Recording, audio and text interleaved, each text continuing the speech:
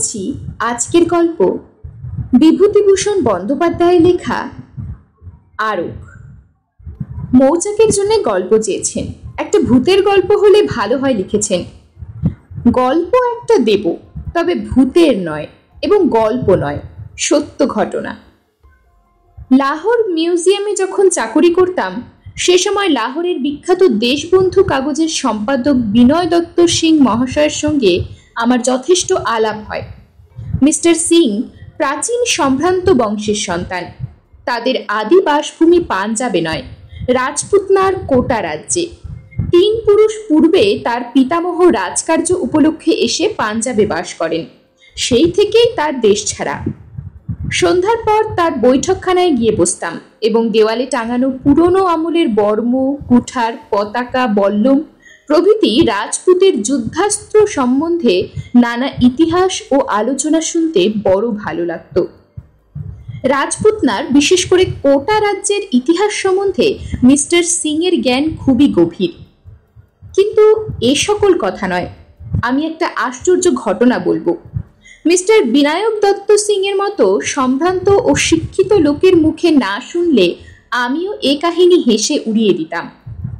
একদিন শীতকালের সন্ধ্যার পরে আমি মিস্টার সিং এর বৈঠকখানায় গিয়ে বসেছি। ভীষণ শীত সেদিন। 2 পেয়ালা গরম চা পানের পর তাওয়ার ভালো তামাক টানছি। হঠাৎ কি মনে করে জানি নে, আমি তাকে বললাম, মিস্টার সিং, আপনি অপদেবতায় বিশ্বাস করেন? মিস্টার সিং একটু চিন্তা করে বললেন, হ্যাঁ করি। দেখেছেন ভূতটুত? মিস্টার সিং গম্ভীর সুরে বললেন, না, এ আমার কথা নয়, আমার ছোট ঠাকুরদার জীবনের ঘটনা।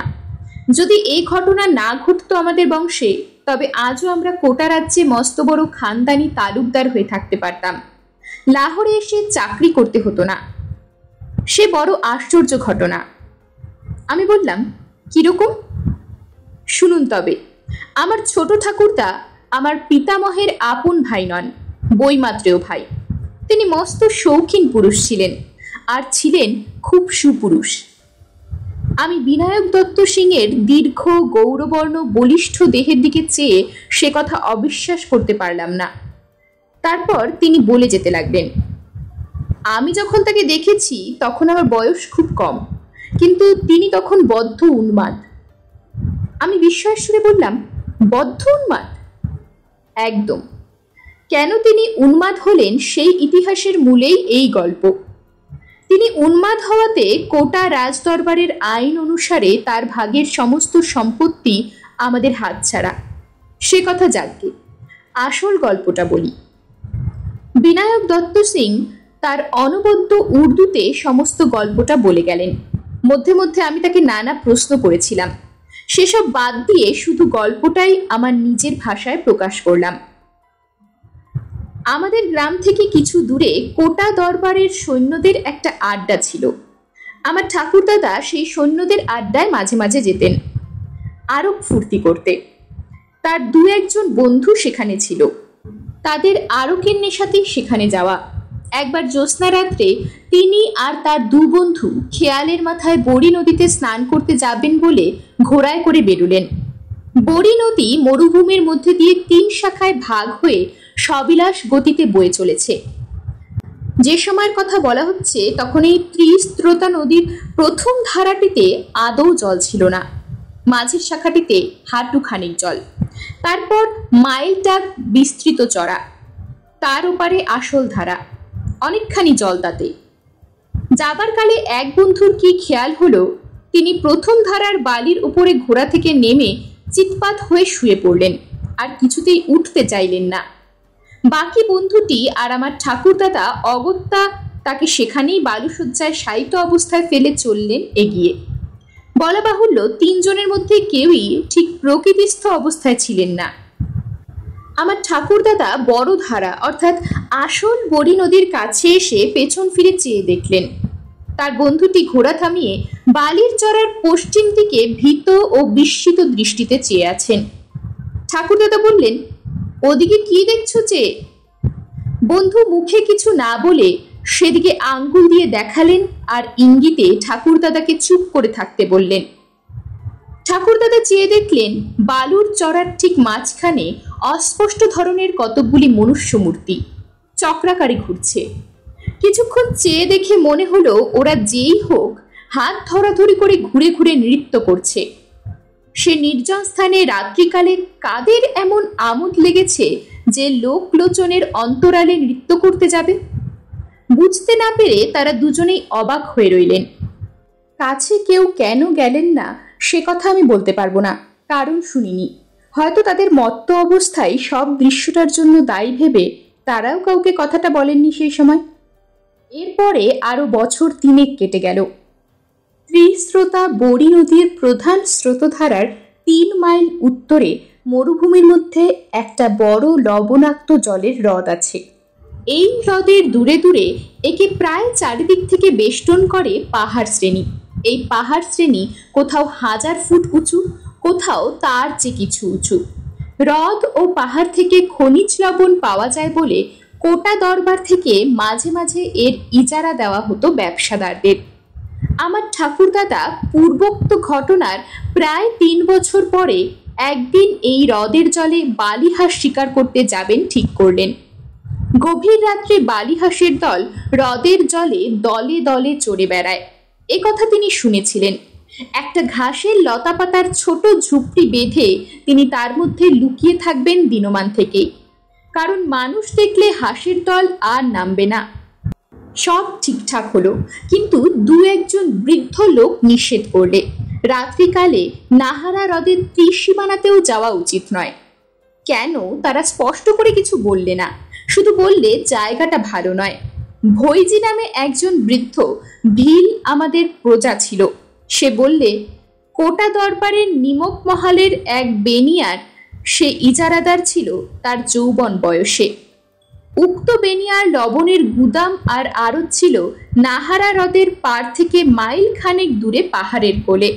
সে সময় সে দেখেছে হ্রদের ওপরের আকাশ হঠাৎ গভীর রাত্রে যেন দিনের আলোকে আলোকিত হয়ে উঠল। কেমন যেন অদ্ভুত শব্দ হচ্ছে হ্রদের জলে। মোটের ওপর রাত্রে হ্রদের ধারে কেউ যায় না। অনেক দিন থেকেই স্থানীয় লোকেদের মধ্যে এ ভয় রয়েছে। একবার এক মেষপালক রাত্রিকালে হ্রদের ধারে কাটিয়েছিল। সকালবেলা তাকে সম্পূর্ণ উন্মাদ অবস্থায় নিমকের গুদামের কাছে পাইচারি করতে দেখা যায়। আমার ঠাকুরদাদা এসব গালগল্প শুনবার লোক ছিলেন না। তিনি বুঝতেন ফুর্তি, শিকার, হল্লা, হইচই। লোকটিও ছিলেন দুঃসাহসী ও একগুঁয়ে ধরনের। তিনি যাবেনই ঠিক করলেন। বৃদ্ধ ভিল তাকে বললেন, হুজুর, হাঁসের দল যদি জলে নামে তবে সে রাত্রে কোনো ভয় নেই জানবেন। ঠাকুরদাদা জিজ্ঞেস করলেন, কিসের ভয়? বাঘের? তার চেয়ে ভয়ানক কোনো জানোয়ার হতে পারে, কি জানি হুজুর, আমার শোনা কথা মাত্র, ঠিক বলতে পারিনে। তুই সঙ্গে থাক না, বকশিস দেব। মাফ করবেন হুজুর, 100 রুপিয়া দিলেও রাত কাটাবে কে নাহার নিপটের ধারে? প্রাণের ভয় নেই। আমরা ভিল, বাঘের ভয় রাখিনে। এই হাতে তীর দিয়ে কত বাঘ মেরেছি, কিন্তু হুজুর, বাঘের চেয়েও ভয়ানক কোনো জীব কি দুনিয়ায় নেই? আমার ঠাকুরদাদা নাহারা হ্রদ ভালো জানতেন না। ঠিক আমাদের অঞ্চলের হ্রদটা নয়, আমাদের গ্রাম থেকে 40 মাইল দূরে। তখন তিনি ভিলেদের গ্রাম থেকে রওনা হয়ে 7-8 মাইল হেঁটে পাহাড় ডিঙিয়ে সমতল ভূমিতে নামলেন। দূরে মস্ত বড় হ্রদটার লবণাক্ত জলরাশি প্রখর সূর্যতাপে চকচক করছে। জনপ্রাণী নেই কোনো দিকে। বেলা তখনও অনেকখানি আছে। এমন সময় ঠাকুরদাদা হ্রদের ধারে পৌঁছে গেলেন এবং নলখাগড়া ও শুকনো ঘাস দিয়ে সামান্য একটু আবরণ মতো তৈরি করে নিলেন জলের ধারেই, যার আড়ালে তিনি বন্দুক নিয়ে লুকিয়ে থাকতে পারেন, হাঁসের দল যাতে টের না পায়। সন্ধ্যা উত্তীর্ণ হয়ে গেল। রাঙা রোদ দূরের পাহাড়ের গা থেকে মিলিয়ে গিয়েছে অনেকক্ষণ। সুন্দর চাঁদ উঠলে পূবের পাহাড় ডিঙিয়ে। কৃষ্ণপক্ষের আধার রাত্রি। একদল সবুজ বনটিয়া জলের ধারে নেমে আবার উড়ে গেল। নির্জন নিস্তব্ধ মরুভূমি আর হ্রদ। 2 দণ্ড পরে জ্যোৎস্না ফুটে উঠল হ্রদের বুকে। ধবধবে জ্যোৎস্না, কৃষ্ণা দ্বিতীয়া। 2 দিন মাত্র আগে হেমন্ত পূর্ণিমা চলে গিয়েছে। যত রাত বাড়ে তত শীত নামে। শীতের মুখে বালিহাঁস আসবার সময়, কিন্তু কই একটা হাঁসও আজ নামছে না কেন? বৃদ্ধ ভিলের কথা মনে পড়ল ঠাকুরদাদার। হাঁসের দল যদি নামে তবে সে রাত্রি বিপদহীন বলে জানবেন, যদি না নামে তবে কিসের বিপদ? বাঘ জল খেতে আসে পাহাড় থেকে? রাত্রি ক্রমে গভীর হলো। অপূর্ব জ্যোৎস্নালোকে হ্রদের জল, মরুভূমির নোনা বালি রহস্যময় হয়ে উঠেছে। কোনো শব্দ নেই কোনো দিকে। ঠাকুরদাদা যথেষ্ট দুঃসাহসী হলেও তার যেন গা ছমছম করে উঠল জ্যোৎস্নার সে ছন্ন ছাড়া অপার্থিব রূপে। তিনি চামড়ার বোতল বের করে কিছু আরক সেবন করলেন। হঠাৎ হ্রদের তীরের পশ্চিমাংশে চেয়ে দেখে তার মন আনন্দে দুলে উঠল। জ্যোৎস্নালোকেও আকাশের নিচে একদল বালিহাঁস নামছে। জ্যোৎস্না পড়ে তাদের সাদা দুধের মতো পাখাগুলো কি অদ্ভুত দেখাচ্ছে। দেখতে দেখতে তারা নেমে এসে হ্রদের ধারে বালির চরে বসল। জায়গাটা ঠাকুরদাদার ঝুপড়ি থেকে 200 গজের মধ্যে, কিংবা তার কিছু বেশি। এত দূর থেকে বন্দুকের পাল্লা যাবে না, বিশেষ এই জ্যোৎস্না রাত্রে। ঠাকুরদাদা ভাবলেন, দেখি ওরা কাছে আসে কিনা, কিংবা আরো হাঁসের দল নামে কিনা। শিকারীর পক্ষে ধৈর্যের মতো গুণ আর কিছু নেই। একদৃষ্টে হাঁসগুলোকে লক্ষ্য করাই ভালো। কিন্তু পরক্ষণে ঠাকুরদাদা বিস্ময়ে নিজের চোখ বারবার মুছলেন। কি ব্যাপার, এ কিরকম হাঁস? ঠাকুরদাদা আবার চোখ মুছলেন। আরব খেয়েছেন বটে, কিন্তু তাতে জ্ঞানহারা হবার বা চোখে ভুল দেখবার কি কারণ আছে? তারপর যা ঘটল তা বিশ্বাস করা না করা আপনার ইচ্ছা মিস্টার ব্যানার্জি, কিন্তু এই গল্প আমি বাবার মুখে অনেকবার শুনেছি, যা আমাদের বংশের ঘটনা। কাজেই আমি আপনাকে মিথ্যা বলছি বানিয়ে অন্তত এইটুকু ভাববেন না। ঠাকুরদাদা দেখলেন সেগুলো হাঁসের মতো নয়, অনেক বড়, অনেক অনেক বড়। সাধারণ হাঁসের মতো তাদের চাল চলনও নয়। তারপরেই মনে হলো সেগুলো হাঁসই নয় আদপে, সেগুলো মানুষের মতো চেহারা বিশিষ্ট। বেচারা ঠাকুরদাদা আবার চোখ মুছলেন। আরক ওইটুকু খেয়ে আজ আমার একই দশা। পরক্ষণেই সেই জীবগুলি জলে নামলো এবং হাঁসের মতো সাঁতার দিয়ে তিনি যেখানে লুকিয়ে আছেন তার কাছাকাছি জলে এসে গেল। কৃষ্ণা দ্বিতীয়ার পরিপূর্ণ জ্যোৎস্নালোকে বিস্মিত, ভীত, চকিত আমার দুঃসাহসী আরক সেবনকারী ঠাকুরদাদা দেখলেন তারা সত্যি হাঁস নয়, একদল অত্যন্ত সুন্দরী মেয়ে। শুভ্র তাদের বেশ, জ্যোৎস্না পরে চিকচিক করছে। তাদের হাসি, মুখশ্রী সবই অতি অদ্ভুত ধরনের সুন্দর। কতক্ষণ ধরে তারা নিজেদের মধ্যে খেলা করলে জলে। রাজহংসের মতো সুঠাম ধরনে নিঃশব্দে সুন্দর ভঙ্গিতে হ্রদের বুকে সাঁতার দিতে লাগলো। তারপর কতক্ষণ পরে তা ঠাকুরদাদার আন্দাজ ছিল না, কারণ তখন ঠাকুরদাদার সময়ের জ্ঞান হারিয়ে ফেলেছেন। ওরা সবাই জল থেকে উঠল এবং অল্প পরেই জ্যোৎস্না ভরা আকাশ দিয়ে ভেসে হাঁসের মতোই শুভ্র পাখা মেলে অদৃশ্য হয়ে গেল। হ্রদের তীরের বাতাস তখনও তাদের অপূর্ব দেহগন্ধে ভরপুর। আমার ঠাকুরদাদা নিজের গায়ে চিমটি কেটে দেখলেন তিনি জেগে আছেন কিনা। তখন তার আরকের নেশা কেটে গিয়েছে। একটু পরে রাত ফর্সা হয়ে জ্যোৎস্না মিলিয়ে গেল। তিনি উদ্ভ্রান্ত মস্তিষ্কে হ্রদের পার থেকে হেঁটে চলে এলেন পাহাড়ের কোলে। সেখান থেকে পৌঁছলেন ভিলদের গ্রামে। বৃদ্ধ ভিল ভৈজি তাকে বললে, হুজুর, হাঁস নেমেছিল কাল? ঠাকুরদাদা মিথ্যা কথা বললেন। হাঁস নেমেছিল, কিন্তু তিনি একটাও মারতে পারেননি। কেন মিথ্যা বললেন এবার শুনুন। কি এক দুর্বার মোহ তাকে টানতে লাগলো দুপুরের পর থেকেই। আবার তাকে যেতে হবে নাহারা হ্রদের তীরে। রাত্রিকালে ভৈজিকে সত্যি কথা বললে পাছে সে বাধা দেয়। কিন্তু সে রাত্রে বুনো বালিহাঁসের দল নামলো হ্রদের জলে, আসল হাঁসের দল। পরপর কয়েক রাতি শুধু বন্য হংসের দল নামে খেলা করে। আমার ঠাকুরদাদা ঝুপড়ির মধ্যে শুয়ে চেয়ে থাকেন। বন্দুকের গুলি করতে তার মন সরে না। তারপর আর একদিন শেষ রাত্রের জ্যোৎস্নায় বন্য হংসের বদলে নামলো সেই অদ্ভুত জীবের দল। এদিন তারা আরো কাছে এলো। বন্য রাজহংসীর মতো সাঁতার দিয়ে বেড়ালো জলজ ঘাসের বনের পাশে পাশে। তাদের অপূর্ব সুন্দর মুখশ্রী জ্যোৎস্নালোকে ঠাকুরদাদার মুগ্ধ দৃষ্টির সম্মুখে কতবার পড়ল। রাত ভোর হবার বেশি দেরি নেই, তখনও কিছু জ্যোৎস্না আছে। আমার ঠাকুরদাদা কি ভেবে আরকের নেশায় কিংবা ভালো অবস্থায় জানি না ঝুপড়ি থেকে উঠে ছুটে জলের ধারে চললেন। বোধহয় ওদের কাউকে ধরতে গেলেন। এমনই ত্রস্ত বন্য হংসের মতো সেই অলৌকিক জীবের দল তাড়াতাড়ি সাঁতার কেটে কোথায় দূরে চলে গেল এবং পরক্ষণেই শেষ রাত্রের বিলীয়মান চন্দ্রালোকে তাদের লঘু দেহ ভাসিয়ে আকাশপথে অদৃশ্য হলো।